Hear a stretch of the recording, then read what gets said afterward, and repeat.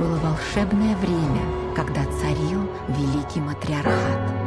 Женщины нашего северного клана правили в отсутствии мужчин и жили в ожидании их, сильных и любимых.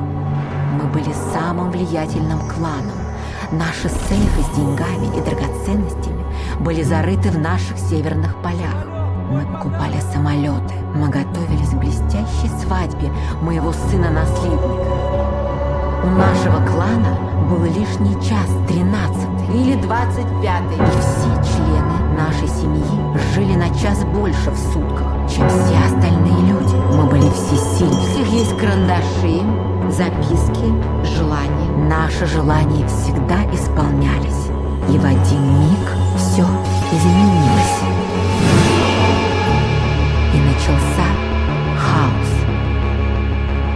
Чтобы ты, Бенедикт, любил меня одну.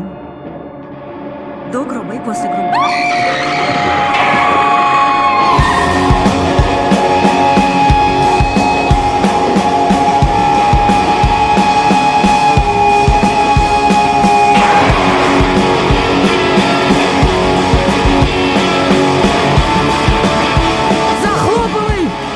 И стали днуть северные поля.